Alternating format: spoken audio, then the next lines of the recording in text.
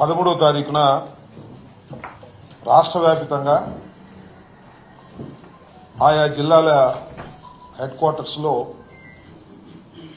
అన్నదాతకు అండగా వైఎస్ఆర్సీపీ అనే నినాదంతో వైఎస్ఆర్ కాంగ్రెస్ పార్టీ ప్రోగ్రాం ఇవ్వడం జరిగింది. ఈ ప్రోగ్రాం యొక్క ప్రధానమైన ఉద్దేశం ఏమిటంటే వరి రైతులను ఆదుకోవాలని ప్రభుత్వానికి విజ్ఞప్తి చేసేటటువంటి మొదటి కార్యక్రమం.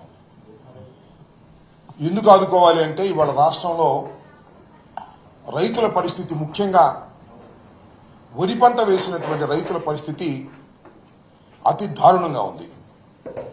ఉదయమే నేను మంగళగిరి నియోజకవర్గంలోని కొన్ని ప్రాంతాలు వెళ్లి చిర్రావూరు, గుంటిబెడ గ్రామాలు వెళ్లి అక్కడ రాసులుగా పోసినటువంటి ధాన్యాన్ని చూసి అక్కడ రైతులతో మాట్లాడి వారి ఆవేదన తెలుసుకొని ఈరోజు నేను మాట్లాడుతున్నాను. ఈ సంవత్సరం అకాల వర్షాలు అనేక సందర్భాల్లో వచ్చాయి, వాయుగుండాలు వచ్చాయి. అకాల వర్షాల వలన వరి రైతులు చాలా ఇబ్బంది పడటమే కాకుండా పంట దిగుబడి కూడా చాలా విపరీతంగా తగ్గిపోయింది. కొన్ని చోట్లయితే 20, 25, 30 లోపు మాత్రమే ధాన్యం ఉత్పత్తి జరిగింది. ఉత్పత్తి పంట సరిగా లేక రైతులు ఇబ్బంది పడుతున్న ఈ దశలో చివరికి గిట్టుబాటు ధర కూడా రానటువంటి ఒక దుర్మార్గమైనటువంటి పరిస్థితిని వాళ్ళ రాష్ట్ర ప్రభుత్వం కలగజేసిందని ఈ సందర్భంగా నేను చెప్పదలుచుకున్నాను. నేను వెళ్ళిన చోట చెప్పారు, 2 రోజుల క్రితమో 3 రోజుల క్రితమో మన జిల్లాకు చెందినటువంటి మంత్రి, పౌర సరఫరాల శాఖ మంత్రి గారు రైతుల దగ్గరికి వెళ్లారని, ఆ రైతులు రాసులు చూసి అడిగితే వారు తమ బాధలు చెప్తే మీరు కంగారు పడాల్సిన అవసరం లేదు, మీరు ప్రభుత్వమే కొంటుంది, ప్రతి గింజ కూడా ప్రభుత్వమే కొంటుంది, గిట్టుబాటు ధర ఇచ్చి కొంటుంది, బ్రోకర్లకు మీరు అమ్మవద్దు అని చెప్పటమే కాకుండా జస్ట్ ఫోన్లో హలో అని పెట్టండి, మీ రైతు సమస్య పెట్టండి, నేను తక్షణమే తేల్చేస్తాను, మీకు సహాయంగా ఉంటానని హామీ ఇచ్చినటువంటి మంత్రి గారు నిన్న మొన్న 2 రోజుల నుంచి పాపం రైతులు అనేక సందర్భాల్లో ఫోన్ చేసినా, హాయ్ అని పెట్టినా, ఏం పెట్టినా సమాధానం ఇవ్వటం లేదు అని నెత్తి నోరు కొట్టుకున్నటువంటి సందర్భం. మద్దతు ధరగా ఇవ్వాల్సినటువంటి ధర ఇవ్వలేకపోతున్నారు.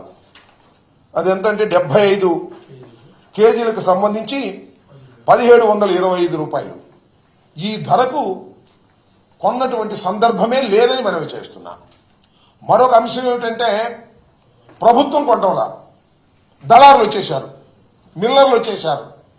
దీనిలో తేమ శాతం ఎక్కువగా ఉంది, 1300కి ఇవ్వండి, 1350కి ఇవ్వండి అని బేరమాడి గత్యంతరం లేని పరిస్థితుల్లో రైతు అమ్ముకోవాల్సి వస్తుంది.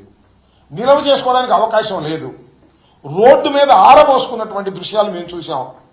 మళ్ళా టీవీలో వార్తలు, అక్కడ ఇక్కడ వార్తలు చూస్తే మళ్ళా వాయుగుండం వచ్చింది, రాత్రికి వర్షం పడుతుంది అనేటువంటి భయంతో ఎంతకో కొంతకు అమ్ముకొని బయటికి రావాలనేటువంటి ఉద్దేశంతో రైతాంగాన్ని ఇవాళ ఇంత ఇబ్బంది పెడుతున్నటువంటి ప్రభుత్వాన్ని మనం చేస్తున్నాం.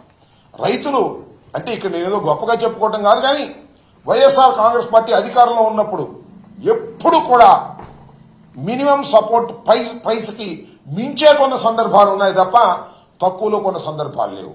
ఇక్కడ మించి కొనడం సంగతి దేవుడే, అసలు మినిమం సపోర్ట్ ప్రైజ్కు కొన్నటువంటి సందర్భాలే లేవు.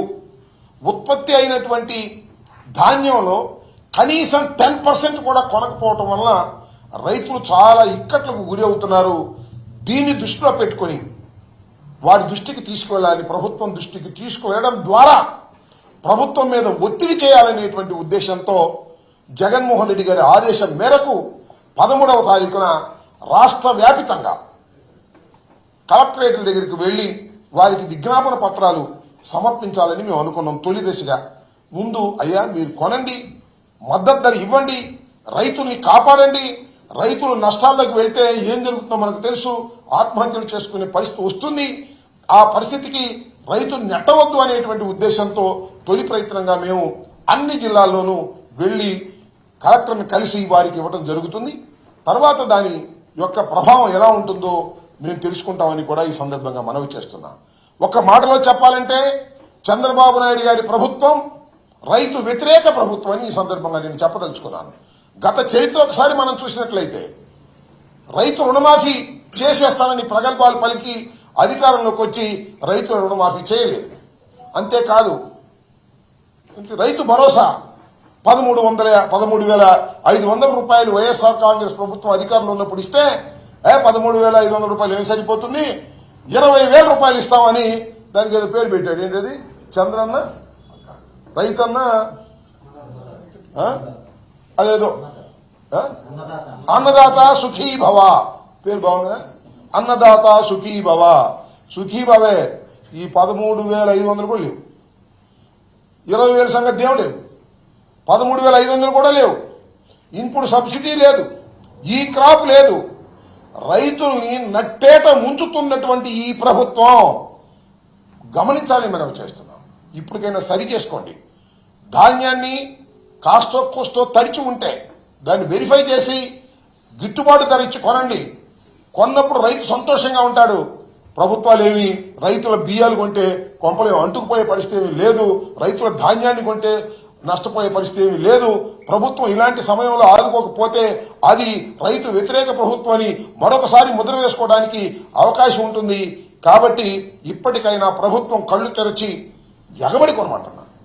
ఎగబడి అంటే వెళ్ళి అయ్యా దగ్గర బియ్యం ఒడ్లున్నాయా ఇవ్వు చూపించు మేము కొంటాం లాల్లోకి ఎత్తేస్తాం అనే పద్ధతిలో ఉండాలి తప్ప రైతు లబో దిబోమని రైతే ఎగబడుతున్నాడు. మాయి కొనండి మాయి కొనండి అంటే రేపు కొంటాం ఎల్లుండి కొంటాం ఓటాయిని కొంటాం అంటున్నాడు. ఇంతలో మిల్లర్ రోస్ట్ చేస్తున్నాడు.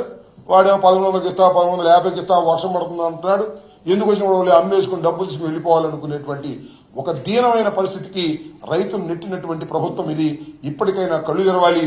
13వ తారీఖున జరిగేటటువంటి మా కార్యక్రమానికి రైతులందరూ వచ్చి మద్దతు పలకాలని కూడా ఈ సందర్భంగా తెలియపరుస్తూ ఉన్నాం.